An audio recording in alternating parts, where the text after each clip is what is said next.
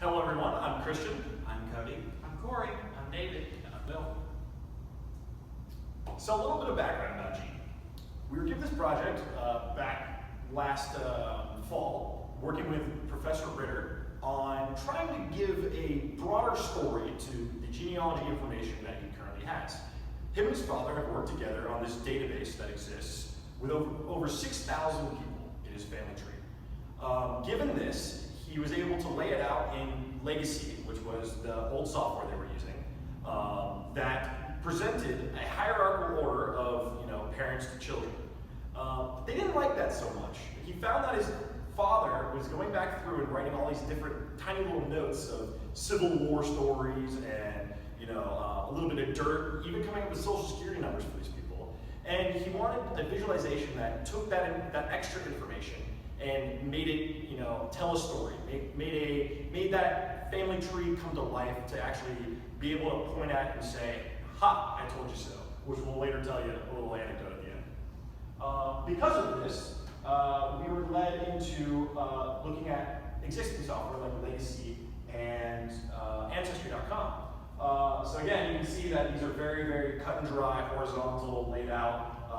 This is the parent, this is the child, and not much else. So given that, we set off with our purpose of what we wanted Genie to be. Right. So these bland family trees didn't tell a story. So the purpose of Genie is to create visualizations that make sense of all this family data that people have compiled. So part of the problem is that the existing software offers no solutions for these visualizations. So Genie is coming in and taking all the data that it's compiled and creating something that people can see trends in, that people can see how their family has moved geographically over time, or professions that were passed down through their family. And the last purpose of Genie is to address the wide user base of genealogical researchers, which Bill is going to talk about. Thanks, Corey. Yeah, so the user base for Genie is extremely diverse, right? We can't really assume age data, we can't assume demographic data. We can't assume that the user knows how to use a computer, and we can't assume that they have used a piece of existing genealogical software, right? That's all we can assume about them, right? And so the typical Genie user is content with existing genealogy software, but they're not happy with the visualizations that it makes, right? They want their visualizations to be able to tell a story and to be able to pick out trends more easily in these visualizations. And now I'll hand it over to Cody to expand on those benefits.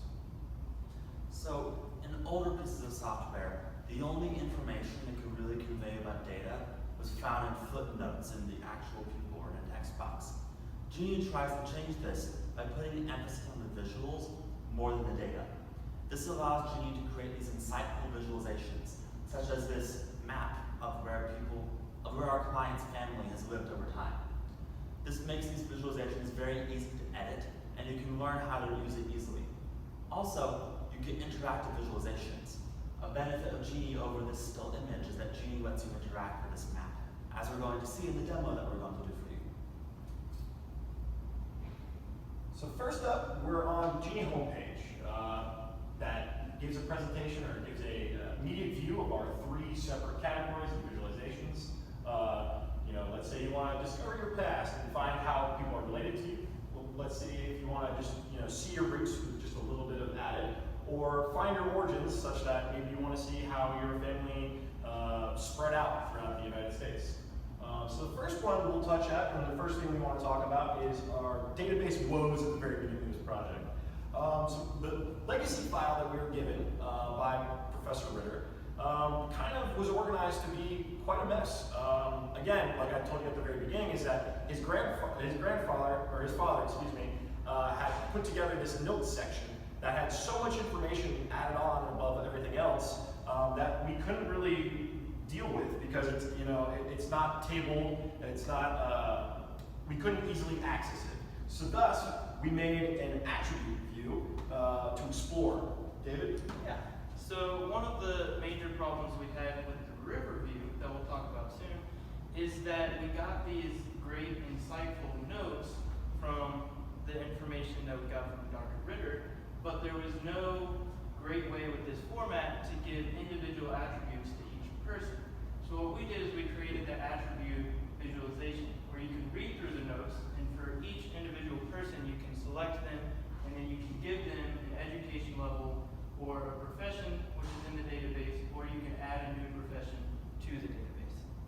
And so these go together to help give more emphasis to the river view that we'll talk about next.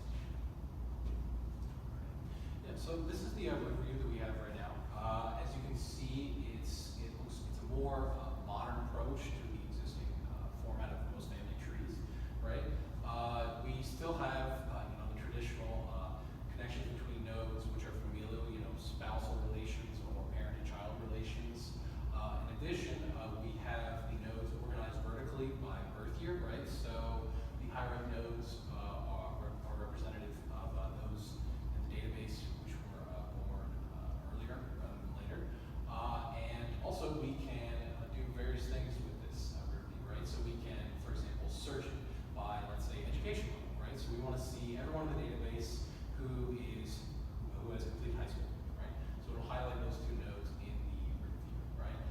In addition, we can increase the depth to expand on the view and get a better view of the entire database, right? It spreads out a little bit more, you get a lot more data here. And finally, you can change the color schema, if you're not happy with the existing color schema, right? And now I'll take it over to Corey with the map view. So the point of the map view was to be able to show you how your family has moved over time. So here you can see you can input a minimum date, a maximum date, and this is Dr. Ritter's family from the year 1700 to the year 2000 based on birth and death date and location. So this is an interactive view where you can scroll over to see how many people have lived and died in these states, and you can also create an animation. So if you click the start button, you can see that this is his family in 1700, and it moves towards his family currently. So you can see how his family moved from the east side of the United States and spread over to the west side of the United States to current day.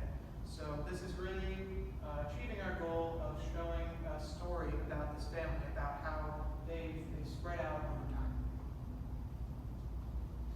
The final visualization we want to talk about today is our detail view. This one is still almost in its infancy. We're still trying to figure out exactly how it operates and get it connected to the database.